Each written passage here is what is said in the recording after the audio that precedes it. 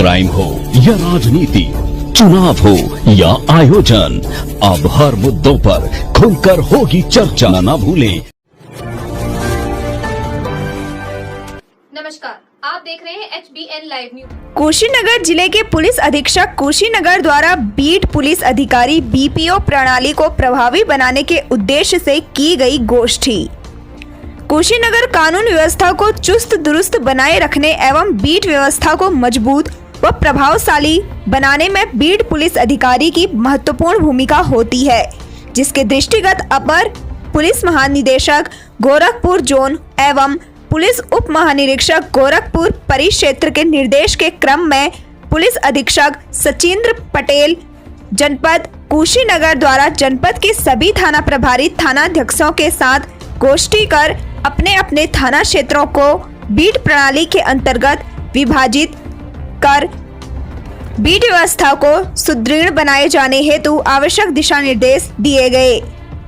जन शिकायती प्रार्थना पत्रों के जांच सत्यापन संबंधित कार्य 107, 116, CRPC के निरोधात्मक कार्यवाही संबंधित कार्य, चरित्र सत्यापन से संबंधित कार्य, हिस्ट्री शीटरों की checking, HS top 10 active list व विगत 3 वर्षों में जेल से छूटे अपराधियों आदि की निगरानी रखने से संबंधित कार्य हेतु बीट पुलिस अधिकारी को निर्देशित किया गया है।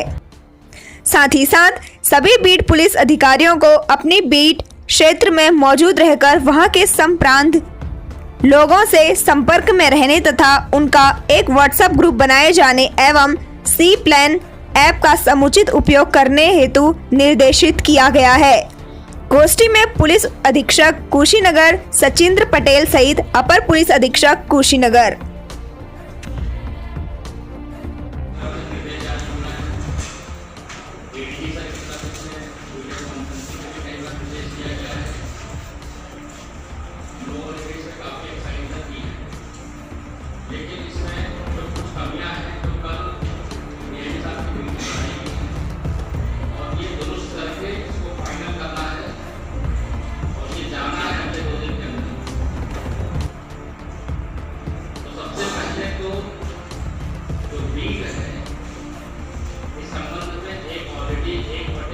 पीलीभीत में समाजवादी पार्टी के राष्ट्रीय महासचिव का जनादेश रैली। समाजवादी पार्टी ताबड़तोड़ सम्मेलन के जरिए एक बड़े वोट बैंक को साधने में लगी है।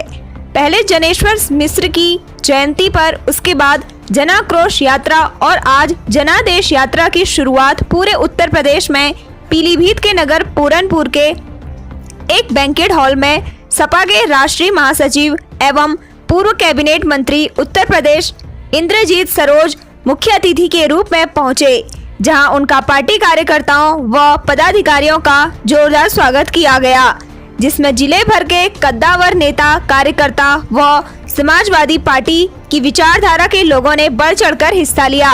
वहीं आगामी विधानसभा चुनाव 2022 को लेकर सपा ने मजबूती से चुनावी रणनीति बनानी शुरू कर दी है। राष्ट्रीय महासचिव ने अपने भाषण दौरान बढ़ती महंगाई व आसमान छूते डीजल पेट्रोल के दाम और रसोई गैस का भी जिक्र किया। उन्होंने कहा कि अब उत्तर प्रदेश में समाजवादी पार्टी की सरकार थी, तब महंगाई काबू में थी और सभी आम जनमानस खुशहाल था, लेकिन वर्तमान में उत्तर प्रदेश योगी की सरकार हो या केंद्र में मोदी की सरकार हो, गरीब मजदूरों व असहाय लोगों को छलिया के रूप में छल रही है और उनको बर्बाद कर रही है। समाजवादी पार्टी की सरकार में किसानों को फसल का वाजिब मूल्य मिल रहा था, वहीं अब वर्तमान में योगी और मोदी की सरकार अदानी अंबानी पूंजीपतियों को ही लाभ पहुंचा रही है। बढ़ती महंगाई से जनता की कमर टूट गई है, जिसके चलते आम जनमानस खुशहाल नहीं है। देखिए, हमारे राष्ट्रीय अध्यक्ष जी ने कह दिया है कि हम 400 सीटें जीतेंगे, तो फिर समर्थन दूसरे हमारा जो अलायंस पार्टनर हैं उनके सहयोग से ही हमारी सरकार बन जाएगी। अलायंस के लिए तो सवाल जी भी अब राष्ट्रीय अध्यक्ष जी ने कह दिया है ना कि हम उनके लिए सीटें छोड़ देंगे जो और उन्हें मंत्री भी बनाएंगे। ये तो क्लियर कर ये माना जाए कि उन्होंने कहा उनकी पार्टी है, उनके लिए हम सीटें छोड़ देंगे। हाँ, ये माना जाए कि नहीं, उन्होंने कहा कि वो जो सीटें कहेंगे हम छोड़ देंगे, वो अलहदा चुनाव लड़े, वहाँ समाजवादी पार्टी नहीं लड़ेंगे और जब सरकार बनेगी तो मंत्री भी बनेंगे। ओवैसी से क्या खतरा है? ओवैसी से कोई खतरा नहीं है, मुझे लगता है सभी लोग जान चुके हैं, ओवैसी से तो कोई खतरा नहीं है। आप पार्टी ने कहा है कैसे बारे अब देखिए सबको ये राइट है कि सब लोग चुनाव लड़ें, लेकिन देखिए लोकदल से हमारा खुद गठबंधन है और अभी आपका जो है यहीं से महान दल ने भी यात्रा शुरू की है, उनसे भी गठबंधन हुआ है। जो छोटे छोटे दल हैं वो राष्ट्रीय अध्यक्ष उनसे गठबंधन करके उत्तर प्रदेश का चुनाव लड़ेंगे और निश्चित तौर पर वो सरकार हैं? आप एक सपा के नेता को बेटा यहाँ पर विधायक मेरा चोला जिला शब्द का इस्तेमाल किया। अभी एक सपा के नेता ने दल से कह रहे थे यहाँ पर विधायक मेरा चोला मुझे जानकारी है उसके विषय में। जिला ठीक है, जिला अध्यक्ष बताएंगे, मुझे जानकारी नहीं ना, मैं सुना नहीं, मुझे अलौह धातुओं का 25वां अंतर्राष्ट्रीय सम्मेलन 3 व 4 सितंबर को। कॉर्पोरेट मॉनिटर नामक इवेंट कंपनी ने 3 व 4 सितंबर को नई दिल्ली में अलौह धातुओं के 25वें अंतर्राष्ट्रीय सम्मेलन का आयोजन करने के लिए JNRDDC, AAL association of India तथा material recycling association of India से हाथ मिलाया है। भारत सरकार के खान मंत्रालय में अपर सचिव संजय लोहिया IAS अलौह खनिजों और धातुओं से संबंधित सार्वजनिक व निजी क्षेत्र के संगठनों के प्रमुखों की मौजूदगी में सम्मेलन का उद्घाटन करेंगे। यह आयोजन भारतीय अलौह उद्योग तथा अंतर्राष्ट्रीय धातु उद्योग को एक साथ लाने हेतु एक उत्कृष्ट मंच प्रदान करेगा और अलौह उद्योग को बढ़ावा देने वाले सर्वोत्तम तरीकों, बेंचमार्क तकनीकी प्रगति, नवाचारों और अवसरों पर चर्चा करने के विजन को साझा करने का अवसर भी प्रदान करेगा, जिससे कि आत्मनिर्भर भारत का सपना भी साकार होगा। गिरकर संभलते रहे, निगाहों में मंजिल थी, गिरे और गिरकर संभलते रहे, हवाओं ने बहुत कोशिश की मगर चिराग आंधियों में जलते रहे। Organizing an international conference of such a magnitude and that too in these difficult times is not an easy task.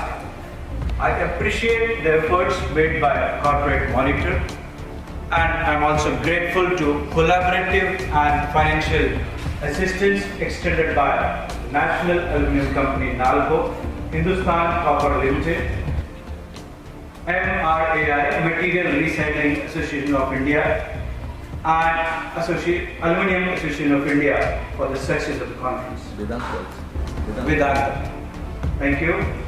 Today we are indeed honored by the presence of Mr. Sanjay Lohia, Additional Secretary, Ministry of Mines.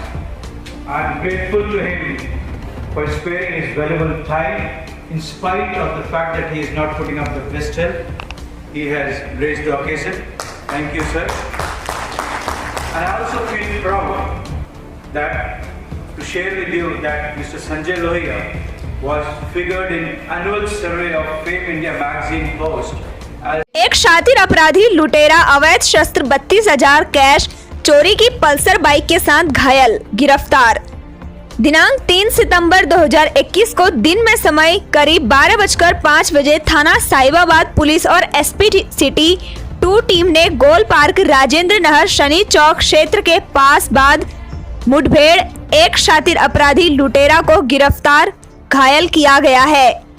संबंधित मुकदमा अपरा पूछताछ में के दौरान अभियुक्त अमीर ने बताया कि ये गाजियाबाद और NCR में लूट और चोरी की घटनाओं को अंजाम देता है। करीब 5 माह पहले ये दिल्ली जेल से बाहर आया है। बाहर आने के बाद इसने लूट और चोरी की घटनाएं की हैं। आजकल पल्सर गाड़ी से ये अकेले ही लूट और चोरी की घटनाएं कर रहा था। जो पल्सर बाइक इसके पास से बरामद हुई है वो थाना साहिबाबाद क्षेत्र से इसने खुद चोरी की थी। अभियुक्त अमीर के विरुद्ध गाजियाबाद NCR में लूट चोरी NDPS के लगभग 30 अभियोग पंजीकृत है। गिरफ्तार घायल अभियुक्त अमीर के विरुद्ध अन्य आपराधिक इतिहास की जानकारी की जा रही है। साहिबाबाद थाना क्षेत्र में साहिबाबाद पुलिस टीम, पुलिस अधीक्षक नगर द्वितीय की टीम के द्वारा वरिष्ठ पुलिस अधीक्षक महोदय के आदेश पर संदिग्ध वाहन और व्यक्तियों की चेकिंग की जा रही थी। इसी दौरान पल्सर सवार एक बदमाश उधर से गुजरा। जब उसको रोकने का प्रयास किया गया तो रुका नहीं। बल्कि और तेज़ी से मोटरसाइकिल भगा लिया। पुलिस टीम के द्वारा उसको घेरा गया। अपने को घिरा देख करके जान मारने की नीयत से पुलिस टीम पर उसने फायर किया गया। आत्मरक्षार्थ पुलिस टीम के द्वारा जब उस पर फायर किया गया तो उसके पैर में गोली लगी। पूछताछ पे अपना नाम अमीर हुसैन, जो मूल रूप से संभल का रहने वाला है, इसमें एनसीआर में लगभग 30 मुकदमे इस पे दर्ज हैं। अवैध असलहा, चोरी का पल्सर मोटरसाइकिल और 32,000 रुपये उससे बरामद हुए हैं। आगे भी उससे पूछताछ की जा रही है। घायल को हॉस्पिटल में भेज दिया गया है। अग्रिम वैधानिक कार्रवाई की जाएगी। जैसा बताया जा रहा है कि पुलिस मुठभेड़ में 4 लुटेरे बदमाश गिरफ्तार, 1 फरार। पीलीभीत पुलिस को मिली बड़ी कामयाबी, लूट करने वाले लुटेरों को किया गिरफ्तार। घेराबंदी के दौरान दोनों तरफ से हुई फायरिंग। मुठभेड़ के दौरान पुलिस ने 4 बदमाशों को पकड़ा। अंधेरे का फायदा उठाकर एक आरोपी हुआ फरार। मुठभेड़ में घायल हुए बदमाशों को इलाज के लिए सीएचसी में कराया भर्ती। एक पखवाड़ा पहले कलीनगर तहसील क्षेत्र के पचपेड़ा तालुके महाराजपुर निवासी पिता पुत्र से 2,55,000 रुपये की अपाचे बाइक सवार बदमाशों ने लूट की घटना को अंजाम दिया था। पूरनपुर कोतवाली क्षेत्र के गांव गुलहड़ा व नोगमा मोड़ के पास मुझा तराई रोड पर पिता पुत्र को अपाचे बाइक सवार बदमाशों ने तमंचे के बल पर उन्हें रोक लिया। बदमाशों ने पहले तो ताबड़तोड़ फायर कर धर्मेंद्र से रुपया भरा बैग छीन लिया। बाइक पर सवार युवक के पिता बुधराम ने विरोध किया तो उन पर फायर झोंक दिया। गोली हाथ में लगने से वह लहूलुहान हो गए थे। घटना को अंजाम देकर भागने के दौरान सीसीटीवी कैमरे में बदमाशों की फुटेज कैद हो गई थी, जिसको लेकर लगातार पुलिस तलाश में जुटी हुई थी। लुटेरे बदमाशों की जानकारी पूरनपुर कोतवाली पुलिस को मिलते ही पुलिस ने बदमाशों की घेराबंदी की, जिसमें पुलिस बदमाशों में मुठभेड़ हुई और मुठभेड़ के ही दौरान पुलिस ने बदमाशों को धर दबोच लिया। वहीं एक मौका पाकर फरार हो गया। पकड़े गए बदमाशों के पास से अवैध तमंचा भी बरामद हुए। मुठभेड़ में 2 घायल हुए बदमाशों को अस्पताल में भर्ती कराया गया, जहां उनका इलाज चल रहा है। कोतवाल हरीश वर्धन सिंह ने बताया, पिता पुत्र से लूट की घटना को अंजाम देने वाले बदमाशों को पकड़ा है। मुठभेड़ में 2 घायल हुए हैं, एक मौका पाकर फरार हो गया है। पकड़े गए बदमाश उत्तराखंड, पंजाब सहित अन्य क्षेत्र के बताए जा रहे हैं। मुठभेड़ के दौरान बदमाश पकड़े हैं, क्या है? पूरनपुर में पिछले दिनों में एक बैंक से ग्राहक निकलते वक्त उनको गोली मार 2 लाख रुपए की लूट हुई पिछले 16 अगस्त को। उसी क्रम में हम लोग लगातार बदमाशों की तलाश कर रहे थे। उसी क्रम में मुखबिर की सूचना के अनुसार एक जगह जो उस रूट में संबंधित लोगों का होने का सूचना मिली है, उसी सूचना के अनुसार SHO पूरनपुर के द्वारा अपनी टीम के साथ वहाँ पे दबिश दी है। उसमें बदमाशों के द्वारा पुलिस की टीम गिरते हुए देखा, उन पर फायरिंग किया गया। अपने रक्षात्मक जवाबी फायरिंग में 2 बदमाशों को पैर में गोली लगी और एक बदमाश भागने में सफल रहा है। और जो गोली लगी है, जिनको उनके नाम एक जगवीर उर्फ जग्गा है, जो कि नानक मत्ता उधम सिंह नगर के रहने वाला है, और एक गगनदीप है, जो कि पंजाब के रहने वाले हैं। तो इनसे भी लगातार पूछताछ कर रहे हैं। इनके 2 और साथी भी अन्य एक जगह पे गिरफ्तार हुए हैं, क्योंकि इस लूट से संबंधित लोग हैं। इनमें से सभी लोगों के पास से अलग अलग चीज़ें बरामद हुई हैं। कुछ लोगों के पास वेपन्स बरामद हुई है, कुछ लोगों के पास उस लूट से संबंधित कुछ पैसे भी बरामद हुए हैं। लगातार अभी थोड़ी देर पहले की घटना है, तो लगातार हम पूछताछ करते हैं। जो भी तथ्य सामने आ रहा है उसका कार्रवाई। राज्य मंत्री लखीमपुर पहुंचे। लखीमपुर खीरी के गोला गोकर्णनाथ में केंद्रीय राज्य मंत्री कौशल किशोर पहुंचे, जहां बीजेपी के कार्यकर्ताओं ने भव्य स्वागत किया। मंत्री कौशल किशोर ने बताया कि हमारी सरकार हमेशा जनता के हित के लिए कार्य करती है। हमारे कार्यकर्ता बूथ स्तर तक काम करते। हमारी सरकार ने जनता के हितों के लिए विकास का काम किया है। जनता फिर से यही सरकार चाहती है। साथ ही विपक्ष पर हमला बोलते हुए कहा कि 2019 में बसपा और सपा का संगठन था, तब भी भारतीय जनता पार्टी पूर्ण बहुमत से जीत कर आई, तो अब इससे बड़ा कोई गठबंधन कोई नहीं होने वाला।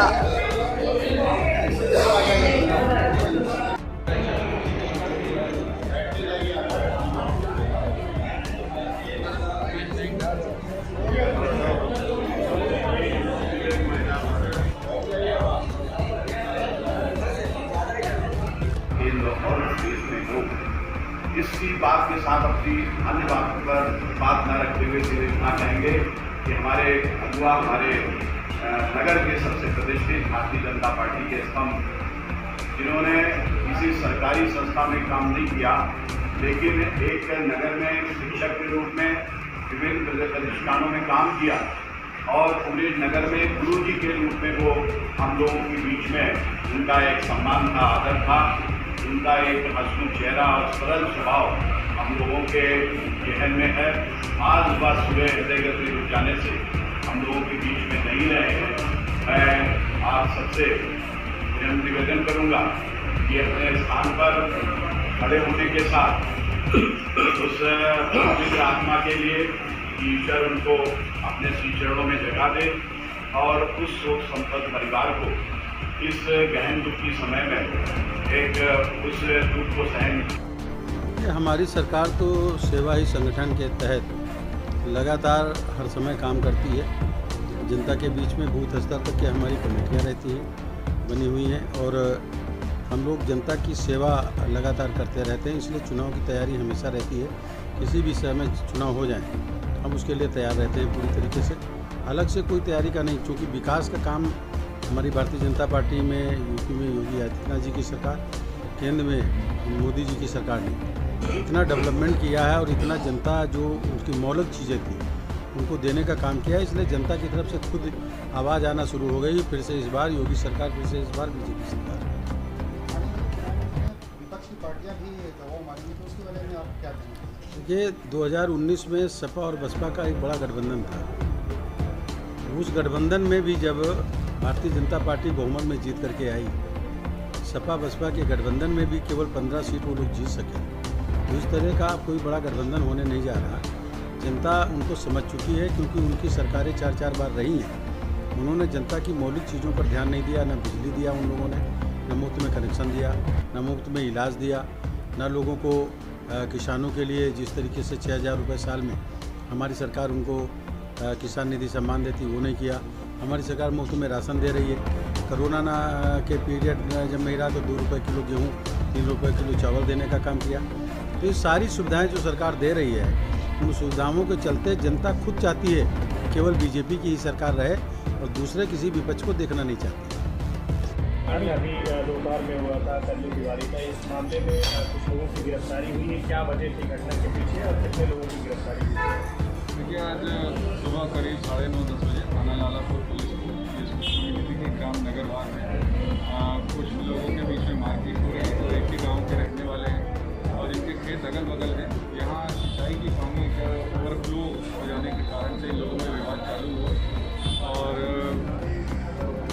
इसी विवाद के जब ये विवाद बढ़ने लगा तो एक पक्ष जो सुदामा पाल और मुन्ना लाल पाल है, इनकी तरफ से गांव के ही रहने वाले श्री मुकेश तिवारी वो इनके बचाव में आए और वो अपने साथ अपनी लाइसेंसी बंदूक लेकर के आए थे और जो इसमें अन्य लोग भी उनके साथ में आने लगे क्योंकि वो उनकी तरफ से काफ़ी लोग घायल हो गए जो पाल पक्ष के लोग हैं। तो इनके घर के ही पास रहने वाले ग्राम वीरवल के एक अमित और कल्लू तिवारी वो भी घटनास्थल पर पहुंचे। उन्हें देखते ही अरुण पाठक और उनके अन्य साथी उत्तेजित हो गए और मौके पर मौजूद मुकेश तिवारी से उनकी लाइसेंसी असलहे को छीन करके उन्होंने फायरिंग कर दी, जिसमें अमित तिवारी घायल हो गए। फिलहाल उन्हें SRN अस्पताल भेजा गया, जहाँ पर उन्हें मृत घोषित कर दिया गया।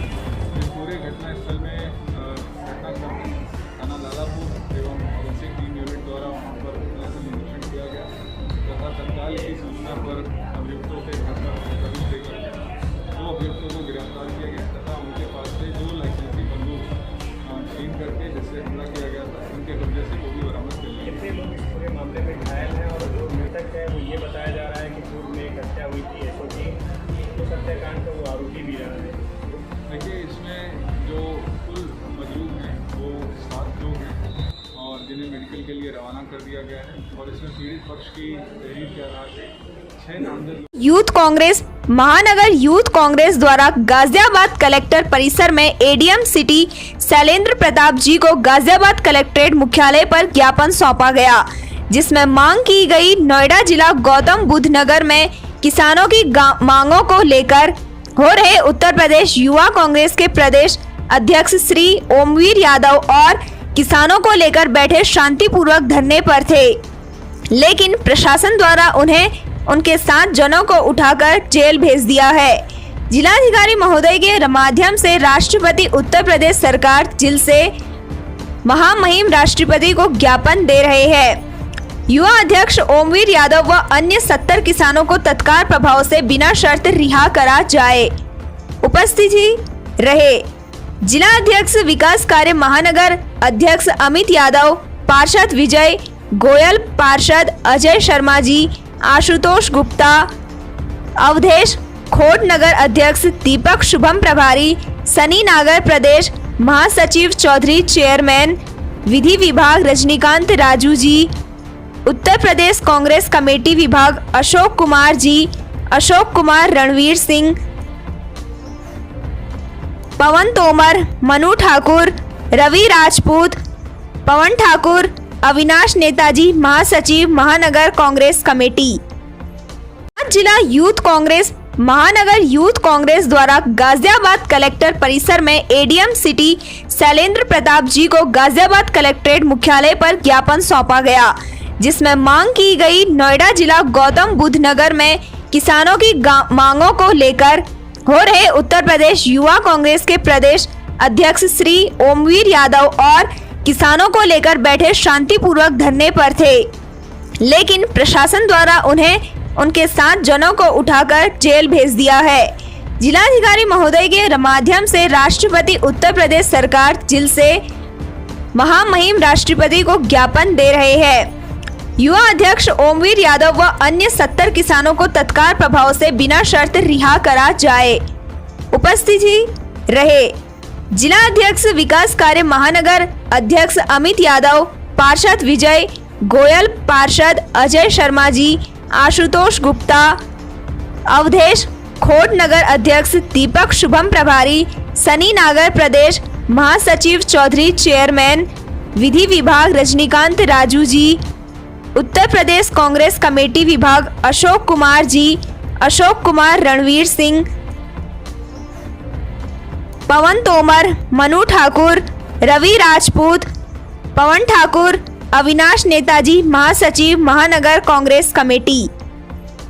आज दिनांक 4 सितंबर 2021 को अंबेडकर भवन गिरिडीह में ज्ञान विज्ञान समिति गिरिडीह के द्वारा प्रेस वार्ता आयोजित कर महामारी के दौरान लॉकडाउन की वजह से बच्चों की शिक्षा पर पड़े असर की स्थिति को जानने के उद्देश्य से प्राथमिक स्कूल के बच्चों को बच्चों के परिवार के बीच किए गए सर्वेक्षण के निष्कर्ष पर तैयार प्रतिवेदन को लेकर प्रेस वार्ता में बात रखी।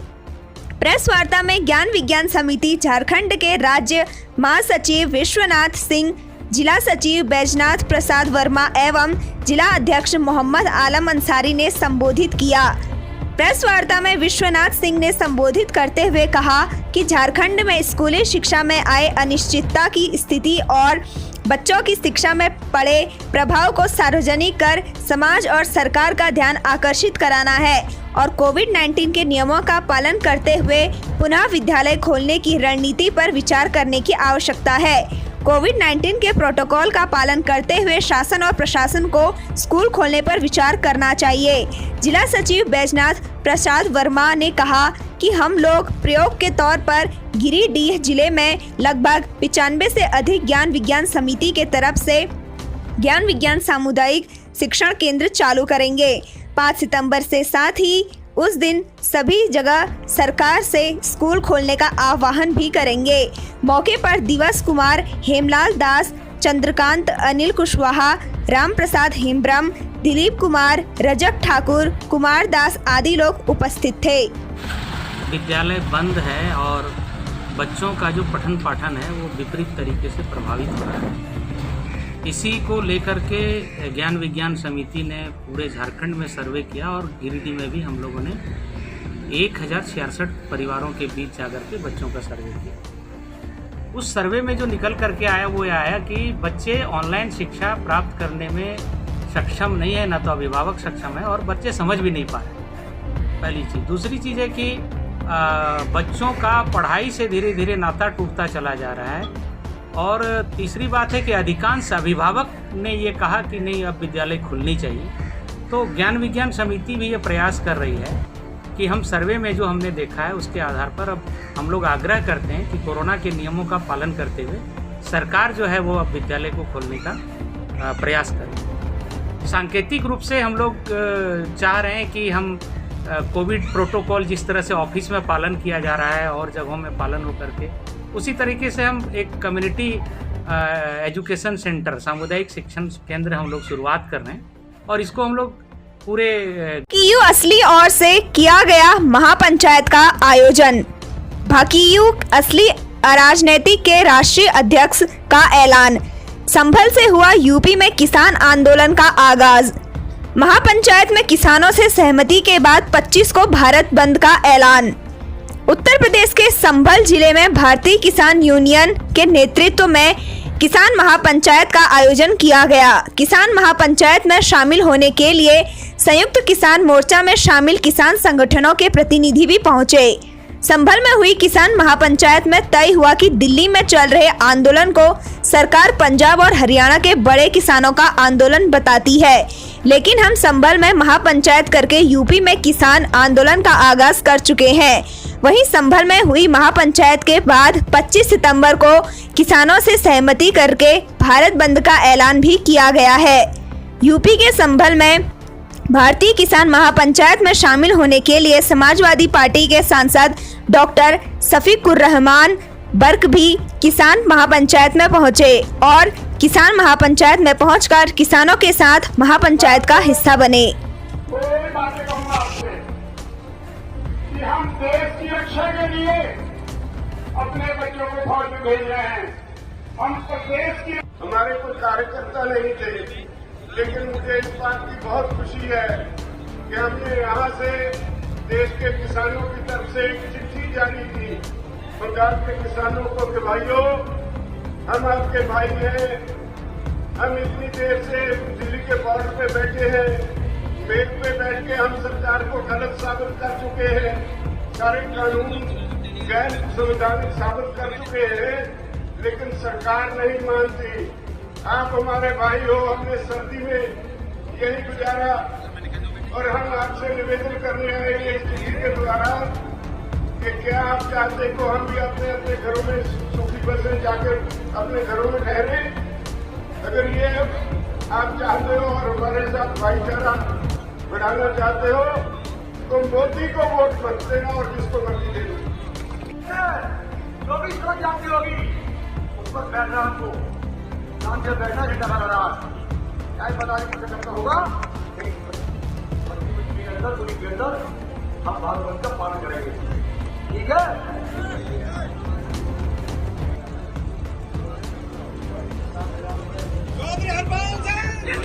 जिधर संभल में आज है इस आंदोलन में 9 बजे चल रहा है। हरियाणा पंजाब में पूरा पीक का आंदोलन है और वहाँ एक किसान जान चुका आंदोलन क्या है, मुद्दे क्या है। उत्तर प्रदेश के किसानों को सरकार गुमराह कर रही है।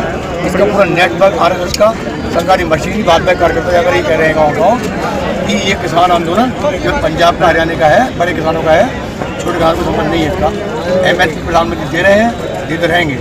तो हम उत्तर प्रदेश के लोगों को ये अवेयरनेस कर रहे हैं और समझा रहे हैं इसको लेकर कि ये आंदोलन इस हिंदुस्तान के एक भी किसान से लेकर 1000 एकड़ तक किसान का है और ये प्रधानमंत्री इस बिल लाकर डेट साइन कर चुका है, ये वापस कराने हैं और इसलिए उत्तर प्रदेश से आगाज होना है क्योंकि सरकार मान चुकी है। कटान पीड़ितों ने अधीक्षण अभियंता को दिया ज्ञापन।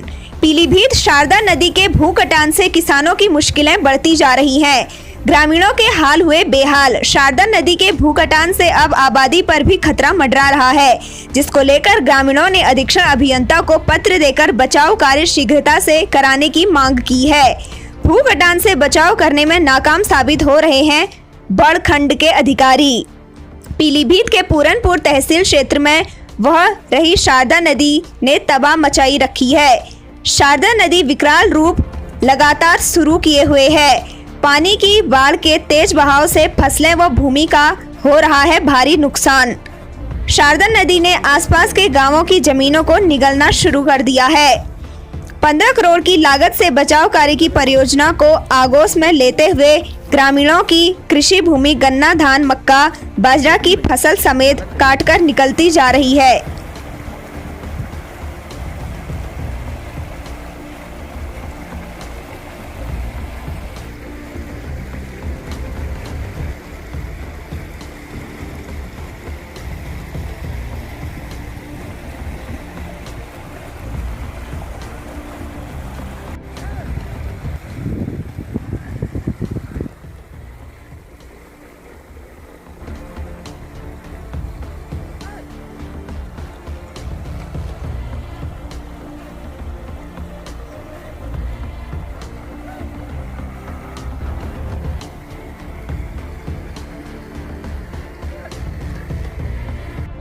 क्या नाम है आपका? मंगा सिंह। कहाँ के रहने वाले हैं? कबीरगंज। कितनी ज़मीनें कट गई हैं? सर इस वर्ष ही 50 एकड़ लगभग ज़मीन कट गई है और बेचारों गरीब आने का बहुत बुरा हाल है सर। हाँ जी। कौन कौन सी फसलें थी? सब मुख्य हमारी फसल है गन्ना। गन्ना सब नदियों में समा गया है। अब हमारी ही बेनती है अधिकारियों से कि मतलब हमारे गाँव को बचा लें। ज़मीन तो कटी रही है, जो गाँव हमारा बच जाए। हाँ जी, 4 गाँव हमारे इस नदी के निशाने पाए हुए हैं। कौन कौन से गाँव प्रभावित हैं कटान से? कबीरगंज, श्रीनगर, राणा प्रताप नगर। अब अभी जो काम हो रहा है, क्या अभी इससे संतुष्ट हैं क्या? जी हाँ जी, कल से कुछ काम तेज़ हो रहा है जी। अब आगे अधिकारी अगर और आते रहेंगे तो काम बढ़िया होता रहेगा। क्या नाम है आपका? अनिरुद्ध गुप्ता।